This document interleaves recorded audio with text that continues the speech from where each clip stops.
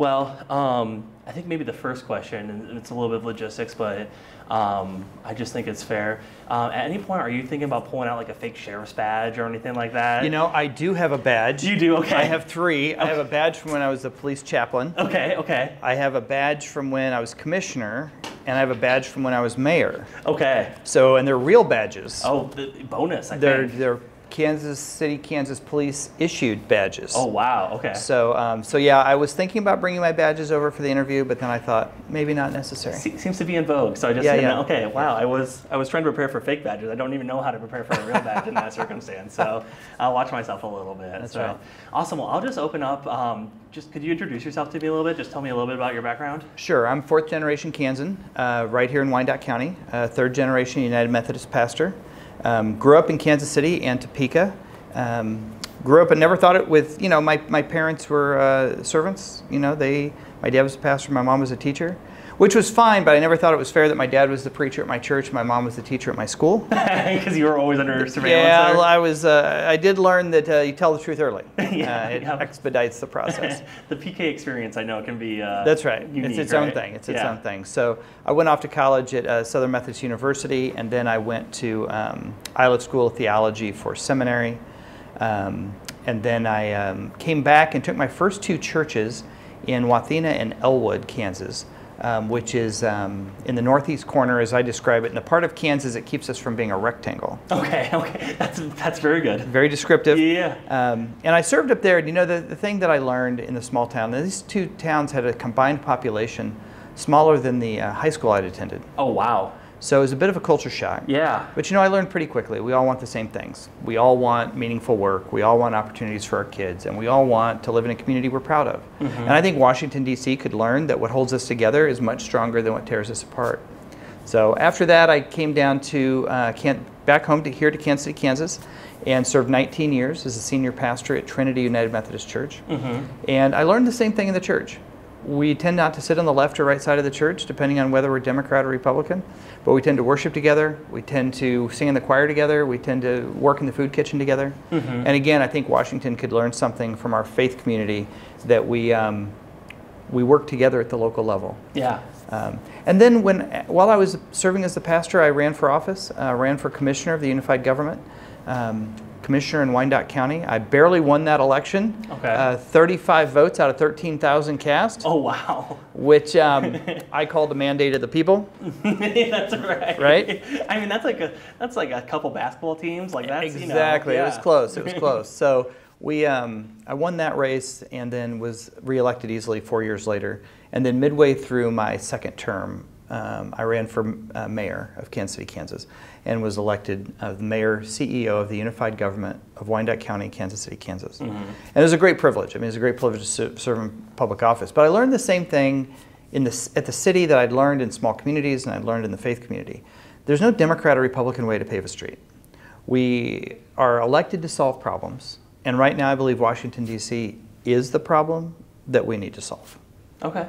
Interesting. Well, then that I mean, I'll tee it up for you. Of what compelled you then to run for the Senate seat? So the tipping point for me was watching January 6th and watching people beat up police officers, mm-hmm. Watching people climb through the windows of our nation's Capitol, watching a Confederate flag go across the floor of the U.S. Capitol, and then more insulting than that, watching a flag with one man's name on it. And I say this all the time, if you don't pledge allegiance to a flag that has 50 stars, that represents all of us, mm-hmm. you're not a patriot of the United States of America. And Jerry Moran's response to that was an embarrassment. Jerry Moran refused to investigate January 6th. He refused to hold the president accountable. And 2 weeks after taking those votes, turned around and asked for Donald Trump's endorsement in this race, which he received. And again, if you can't stand up for democracy after January 6th, you've abdicated your right to serve in the United States Senate. So that was a tipping point for me to get into the race in terms of the need. The threat to democracy is real, and the threat to our rights is real. So that was the motivating factor for getting in. Interesting. It feels like you really, I mean, obviously it sounds like that was, I mean, you used the word tipping point, but that you have I don't know if reverence is the word, but like a real acknowledgement of, I mean, it feels like we can't even totally agree about where our nation sits right now. I guess my question a little bit is, do you, and I think that's tight, I mean, you talk about a universalist, like everybody sits in the pew together, I know you said, and then there's derisiveness around maybe what happened on January 6th and just politics in general. How do you bridge the disconnect between those ideas, or do you not see it as a disconnect? Well, we need to lean into these things. We need leadership and courage. We can't have someone who's simply a weather vane following the political winds. There are times for courage, and there are times to stand up and take a stand. And we're in those times right now. We cannot have folks who are simply hiding in the shadows in Washington, D.C. We need bold leadership. And we need bold leadership of folks who care about the community and about our country, care about Kansans, and not just care about their own reelection. And I'm convinced that Jerry Moran's only concern is his own reelection. He has, and I will give you multiple examples of him refusing to stand up to do the right thing, and refusing to spend even a modicum of his political clout to help the country or to help Kansans. Instead, he continues to sell out. And we can't have a sellout in the U.S. Senate. That's why, you can't really blame Donald Trump for being Donald Trump. He is who he is. He's always been who he is. He's never pretended to be anything different, right? He ran for campaign a certain way, he served in office that way, and he's been out of office the same way. He's the same person. The people you can hold accountable are the enablers like Jerry Moran, who refuse to hold him accountable and choose rather to grift off of him politically for their own gain rather than standing up and saying no. That's what's wrong with our country, is not that you have people who are dangerous, but that you have a lot of people for their own political or financial interests are willing to go along with someone who's dangerous. That's what's wrong with our country right now, and that's why Jerry Moran needs to leave the U.S. Senate. So that, and I think an interesting part of that point, and I guess I'll just start with, like, how does it feel, because I mean, you're a constituent of Jerry Moran, right? Right Sure. now. Seeing Kansas represented that way, do you feel like that? I mean, an accurate portrayal? Well, it's a betrayal of Kansas values. Kansas is a courageous state. I mean, we have a history. We came in as a free state. We had to fight to defend that. If people were just weather vanes, we'd have gone along with becoming a slave state. But we fought back and came into this union as a free state. It takes courage for a farmer to borrow hundreds of thousands of dollars to put in the ground with a prayer that it's going to come back out. We need people who have the same level of courage as Kansans to represent Kansas. We don't need someone who's just following the political winds in Washington, D.C. My boss, actually, Mark McCormick, always talks about Kansas being the epicenter of fault lines in this country. That's between, right. Just throughout its history. Well, there's a great line from William Allen White that I won't be able to quote completely, but William Allen White, who is a journalist from Emporia, Okay. Well-respected Kansan, talked about the times that Kansas was at the forefront of everything. We're the forefront of being a free state. We're at the beginning of the Civil War, defending on the right side. At the forefront of Prohibition. At the forefront of so many movements in this country. And he says, memorably at the end, these things have come out of Kansas like a bat out of hell and have influenced the entire nation. This vote on August 2nd is another bat out of hell that we're going to see play out nationwide with a Roe v. wave that's coming, that's going to reset what's happening in our country right now. And it started in Kansas. Kansas isn't done, and it's going to have an impact across the country. Well, and that's exactly where I was gonna go next too. We were at the forefront again with that August 2nd vote. I guess just generally, how did you experience it? Well, it was interesting because I've been on the campaign trail a number of times, right? I've run countywide 4 times. You get a feel for how races are going. Right, you kind of get a feel based on the response you're getting, the response your opponent's getting. You have a feel for it. Now, you never know, right, and to see who's going to vote. So there are surprises that come.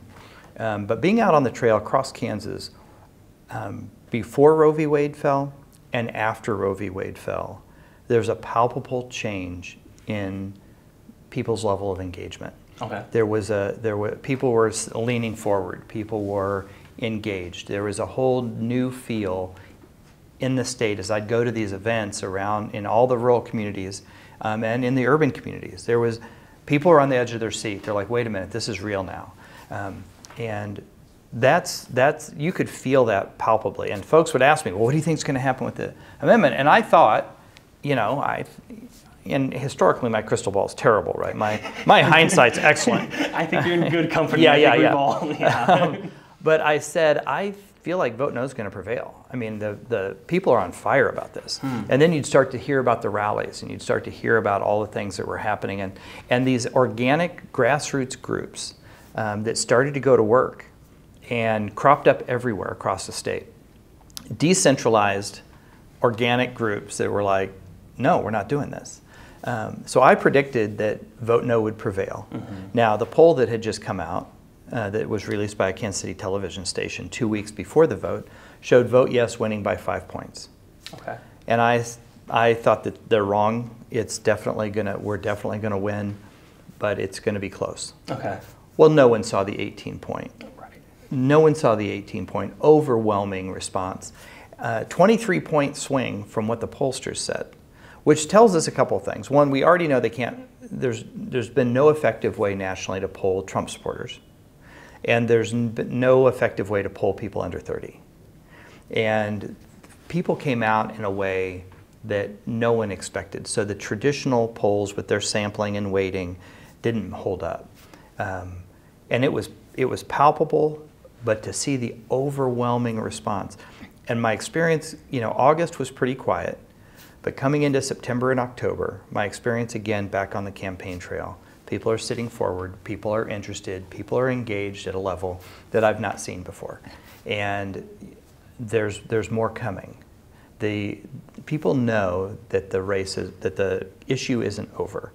And my opponent is an anti-choice crusader. I mean, Jerry Moran has sponsored 75 different bills in Congress to restrict women's access to abortion, health care, and birth control.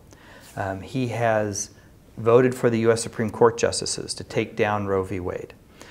He put $50,000 of his own money into vote yes. And what's most fascinating about that is Jerry Moran is very unwilling to take a stand for anything. I mean, you look at his voting record in Washington, and he has one of the lowest voting records because anything controversial he'll just no-show for.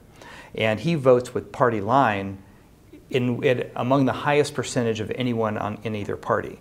And I tell people all the time, we could save a lot of money, give Mitch McConnell 2 votes and leave Jerry Moran at home, right? But he's so cautious and so careful and so unwilling to take a stand on anything. For him to go all in on vote yes, he was sure it was a slam dunk. He knew this was part of his, you know, part of his gig. This was his home team. He's going to play this up, and then he's going to have a big win in the primary to go with a big win in November. He never would have gotten into this. Roger Marshall stayed completely out of it from the U.S. Senate. Most of the elected stayed all the way out of that vote no. Now, of course, I'm running for office. I leaned all the way into it. I noticed that, yeah. I'm all in because it's the right thing to do, and we need to speak truth, right? And it's not just because it's politically popular. So I've been pro-choice my entire career. So that's where I stand. And then to see Jerry Moran go in, he guessed wrong. He misread what was happening in Kansas. He leaned all the way in to really an offensive position. And even a week before Roe v. Wade was struck down, he took a stand on the floor of the U.S. Senate, and this is on C-SPAN, and he pronounces Roe v. Wade has been a disaster for our country. Well, since Roe v. Wade, I'll tell you what a disaster looks like. Since Roe v. Wade, a 10-year-old girl in Ohio is raped and has to flee her state to seek medical care to save her life. That's a disaster. A disaster is a woman who's trying to get pregnant in Louisiana, who's carrying a non-viable fetus, and the doctors are afraid to treat her, risking her reproductive future and her life.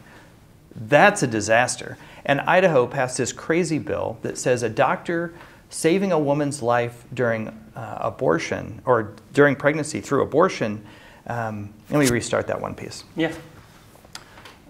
And then there's this crazy law in Idaho where if a doctor saves a woman's life during pregnancy through abortion, it doesn't prevent them from being prosecuted. But they can use the fact that the evidence that they saved the woman's life in their defense trial. Friends, that's a disaster. And Jerry Moran did that. Jerry Moran took away women's rights across the country, tried to do it in Kansas. He's completely out of step, and we just need a new generation of leadership. He's trying to have the U.S. Supreme Court and the Kansas Constitution enforce his religious views. And as a pastor, I believe I'm uniquely qualified to stand up for the separation of church and state.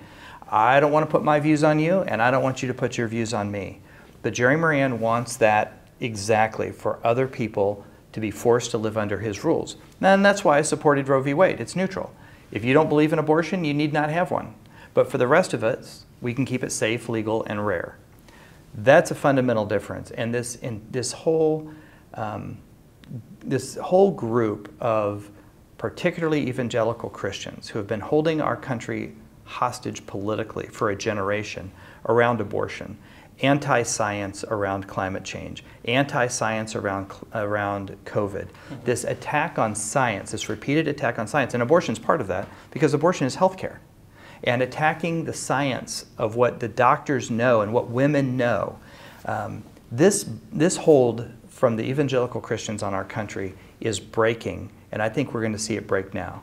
And those are the groups that are the most adamant against abortion and even against birth control. That's where the pushback's coming nationally. We're done with this particular religious group trying to enforce their beliefs on the rest of us, and the pushback you're seeing from Roe v. Wade is just the beginning. So going back a little bit, I think we talked about how you kind of personally experienced August 2nd and the vote and the results there. You had obviously, I mean, that's the date that you won the primary, right, yourself. Mm-hmm. You had filed as a candidate before that. How did you feel? I mean, was there a sense of, beyond just the historic kind of weight of it, was there a sense of hope? I mean, you spoke to the idea that if those same individuals show up again in November, you win. How did Mark the candidate experience that day? Well, we had a path from day one. You know, I got in October of last year, mm-hmm. And I saw a clear path. We have an incumbent governor. We've won, as Democrats, 3 of the last 5 governor's races. We have a strong incumbent governor who's running a strong re-election race. She won by 53,000 votes, won only 9 of 105 counties. So our path was to bring out low propensity Democratic voters, because 2 years after her election in 2018, 75,000 registered Democrats came back and voted who had not voted in the governor's race. Well, that's 1.5 times her margin of victory of folks who are already Democrat, already share our values, and have already pulled the lever once. We have to bring them back. And low propensity voters come in 2 categories, right? There's people who are just checked out, and there are people who feel pushed out, particularly in our minority communities, who feel this voter suppression and this voter intimidation. We need to do different strategies to get one group off the couch and another group to have the confidence that they can come to the poll because their vote matters. So bringing low propensity voters to the polls is the key. We also had a path because according to the Docking Institute at Fort Hays State University, Laura Kelly has a 54% approval rating as governor. Jerry Moran has a 32% approval rating, the lowest among any elected official in Kansas right now, statewide, including Roger Marshall. So we already had an unpopular senator, a popular governor. We know that low propensity voters matter, and we need to go to all the counties, not just the Big Ten. And we know this works because that's how they flipped Georgia and how they flipped Arizona.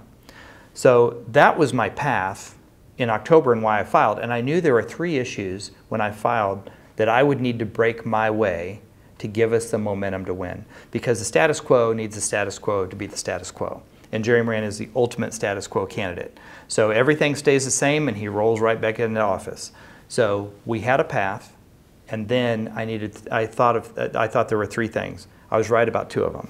One that I thought needed to break our way was COVID, that there might be some kind of awakening around COVID. That's not going to be an issue in this campaign. But the other 2 have broken in our favor and have proved to be important. One is this resurgent abortion debate, which in October we knew it was under consideration by the U.S. Supreme Court, and we knew it had the potential for something like this to happen. So we needed that to break our way. And then Donald Trump to continue to pour gasoline on his own party, which has played, both of those have played out completely. The U.S. Supreme Court struck down Roe v. Wade. Donald Trump continues to pour gasoline on his party unabated. And it's interesting because the midterm elections are supposed to be about the party in power. We're going to find out that it's actually a vote on the party in the news. And the party in the news right now is Donald Trump. And Donald Trump appointed the Supreme Court justices that took down Roe v. Wade. He's continually in the news working his magic, his lies and nonsense, and it's all about him. He is committed to celebrity. That's what he wants. He wants celebrity. And positive or negative, he doesn't care as long as his face is on the news. People are going to come to the polls and vote on those things. We saw it August 2nd. The attack on Roe v. Wade, people came out for. This midterm election is going to be about rejecting the MAGA worldview of lies and conspiracy theories that people are fed up with. And part of MAGA is controlling people. It's controlling elections and it's controlling women. That entire paradigm of the MAGA group, which encompasses Trump and others, is a fraud, and people are done with it. And we're going to see that in the polls on November 8th, and I don't think it's just going to be in Kansas. I think Kansas was a canary in the coal mine, and no one's paying any attention to it. So when you started the campaign, I mean, there's a palpable sense of hope right now. Absolutely. I mean, did it feel? I mean, I should know the answer to this question, so I'm sorry I don't. When was the last time that there was a Democratic senator from Kansas? 1932. Wow. But it's been nearly 100 years. Yeah. But it's not been that long ago since we elected moderates. And the only moderates left are in the Democratic Party. The Republican Party has purged all moderates out of the State House in Kansas and all the moderates out of their federal delegation. And Jerry Moran gets a pass for being a moderate, but he's voted extreme across the board to try not to get primaried, to try to stay close to Trump, to try to stay close to McConnell. You know, he's trying to walk that balance. But he doesn't stand for anything. He stands for whatever he thinks will get him elected. So that's the challenge, and that's why people don't think it's real, is because, well, it's never happened. Well, if you had told Stacey Abrams it was impossible to flip not one but 2 U.S. Senate seats during a presidential cycle, everybody told her she was crazy, and she did it anyway. Everyone's going to say we're crazy until we do it. Yeah. So with that, what is the balance, and maybe even over time, however you want to attack this, of feeling like this is the right thing, I got to do it, polls be damned, versus we have a real shot at this and I believe we can win? Mm-hmm. So I got into this because it's the right thing to do, and we had a path. The path has widened dramatically since August 2nd. Mm-hmm. And so I feel better than ever. And now being on the campaign trail the last 2 months is reinforcing that there is a real path here. And so I do think that it ties together. Because, you know, not the normal, but the regular kind of candidates you would think who would step forward for an open seat would be a former legislator, you know, or the mayor of the 3rd largest city. You know, someone who has held political office before. If you're going to take a serious run at the U.S. Senate, some experience helps. Well, I called everybody that fit those categories of Democrats who have some name recognition in the state or regionally to see who was going to run in this race. No one was running. So in some ways, Jerry Moran being an incumbent Republican in a midterm mm-hmm. cleared the Democratic field as well as the Republican field. A, would it be accurate to say this? And B, what are your thoughts on it? It sounds to me like other people were doing calculations and stood down, and you took that chance to stand up. That's right. A lot of Dems, and I talked to some of the powers that be in Kansas, and there are 5 maybe, who said it's a waste of time, don't bother, Jerry Moran can't be beat, we're going to lay down and basically let him win. Because it's not worth the effort to even oppose him. And more interested in kind of protecting Laura Kelly's reelection, protecting Sharice Davids' reelection, than trying to pick up a seat. Like most of the Democrats in leadership in Kansas were looking at playing defense rather than, because it's a midterm election, so they're in the defensive mode, and the idea of picking up a seat and taking out an incumbent, a 20-year Washington incumbent, was on no one's radar, and many of the leaders were unhappy that we were even trying. Because it might harm the other candidates. And there's this, and I say this, and I said this at Demo Fest in Wichita. Look, I'm tired of gathering the crumbs beneath the Republican table in Kansas. I'm tired of being happy with one seat at the table. We need to lead this state, and we don't just need to lead in the urban areas. We need to go out in the rural areas. Democrats have a better message on public education, a better message on health care, a better message on guns, a better message on wages, a better message on women's rights. In fact, we have the only message on women's rights. We don't need to apologize for being Democrats. We need to share our message. We need to kick down the door, flip over the table, and lead this state and this country, because where the Republican Party has gone is into conspiracy theories and lies. And the only party that has grown-ups left in the room are the Democrats, and we have to lead. So I think, number one, it's the right thing to do. The opportunity is here, and this vote on August 2nd has only widened the path to make it more, not only possible, but it's also made it clear what's at stake. We have to win these races, and we can. Just real quick, 45, is that when are you good wrapping up, like 6 more minutes? Is that cool? That's good. Just a couple more questions. One, I think hopefully kind of quick one is, when you talk about the issues and when you talk about, I mean, just when you talk about all of it, the passion is clear, you're unflinching about what your sense of right and wrong, and yet you talk about courting moderates and being a place for individuals of both parties to come together. Do you find those things in conflict much at all? No, I think being bold and clear is leadership, and there's women's rights is a mainstream issue that 60% of Kansans share. We don't need to apologize for that. Democracy being under threat by MAGA is a mainstream idea that people share. We don't need to apologize for that. And we don't just need to, we need to be bold. I think people are tired of, Democrats being soft and weak and apologetic and, we don't really stand for anything, but we're nice people. Nice people isn't paying the bills in Washington, D.C. right now. We need people who are bold and courageous. I think people are ready for bold, courageous leadership that's tethered to reality. Because you know who's bold? Donald Trump's bold. You know who's courageous? Donald Trump's courageous. He's not afraid of anything. He just says everything he wants. And you have a bunch of cowards around him who defer to him, refuse to hold him accountable. The Republican Party lacks moderate boldness. All their boldness is about crazy stuff. The Democratic Party has a boldness around maintaining the moderate place. And we have 3 markets. One, we need all Democrats to vote at presidential level.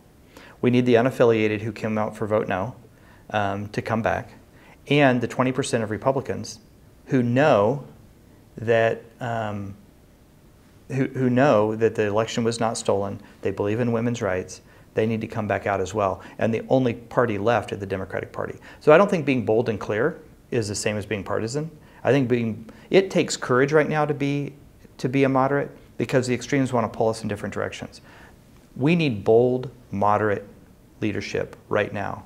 And that's what I plan to provide, and that's why I'm going to be the next U.S. Senator from Kansas. Can I do 2 more quick ones with you? Yeah. First one is on that point, but also looking, again, August 2nd really seems to bolster your points there. Beyond the ultimate outcome, I mean, if you look county by county, I mean, even in rural counties where people expected a bloodbath, I mean, there were a lot of 50-50s out there, or, That's really, right. Yeah, I mean, how do you feel like that message permeates beyond, across the state? And I know you had experience too, where you talk about being in a parish in a rural area and then coming back here. How do you think Kansas-wide? Biden won 5 counties. Laura Kelly 2 years earlier won 9 counties. Vote No won 19 counties, doubled the geography in the state. And there were a ton of 50-50s. What that tells us is that Kansas is much more moderate than the leadership they've been electing, and it's about turnout. When the moderate people come out to vote, because a lot of moderate people who are just common sense don't really care about politics until they do. And we need to get that group back out. We need mainstream Kansans, common sense Kansans, who aren't into the hype of either party, to come out and vote for the candidate that's doing the most good. That's where we need bold, clear leadership, and that's where the votes are, and that's the group that has to come back out. Mainstream, moderate Kansans voted on August 2nd and overwhelmingly shut down the takeover of fundamentalist Christians in our state and in our country. Awesome. And my last one for you, and this is a little bit selfish because I'm thinking about some of the framing of, I came in with like a David versus Goliath. I didn't know if that was too, does it feel that way to you? Do you feel like you're facing a Goliath? Is there a better analogy for you? No, I mean, I'm facing a weather vane. I feel like Jerry Moran is not a leader in the U.S. Senate. Nobody's ever heard of him. He doesn't have the celebrity of a lot of them. He's not bold. He doesn't do leadership on anything. So it's not like I'm taking on a Mitch McConnell, right, or a Lindsey Graham, or someone of that stature nationally. Jerry Moran has no stature nationally, and honestly, he's invisible in this state as well. So I don't feel like I'm taking on Goliath. I think what we're taking on is tradition, which is what I've been taking on my entire career with the church, because at the church, all change is bad, right? If you change the music, you change the setup of the sanctuary, you change the worship order, you change the worship times. I mean, you change anything in the church and everybody goes silly. You have to manage change. The biggest thing the biggest Goliath we're facing is the status quo. The status quo is the Goliath, not Jerry Moran himself. If you Googled status quo, a picture of Jerry Moran is going to pop up on your screen, right? Because he's not a leader in any way. He's simply the status quo, and breaking the status quo is the hardest break in any organization, any political environment. We have to break the status quo. The biggest thing about August 2nd is it broke the status quo in Kansas and said more reasonable people voted than unreasonable, and this is where we stand. That's the momentum break that we needed in order to get there, because I don't feel like Jerry Moran is some impressive leader that can't be replaced or is untouchable. The only thing he has going for him is an R next to his name in Kansas. That's awesome. That's super inspiring. I am trying to brand this though, so if you can think of a different Bible story for me at some point, just text me. That's cool. But okay. I'm mostly joking. I'm just teasing with you. Last one, we're out of time, but I want to make sure I open up. Is there anything else that you want to throw out or that you want to make sure we touch on that we haven't yet? No, we have a great opportunity, and we need to finish this strong. You can buy a campaign, but you can't buy a moment. And I don't have the money Jerry Moran has, but I have a moment unlike any other in this country, and that's why we win.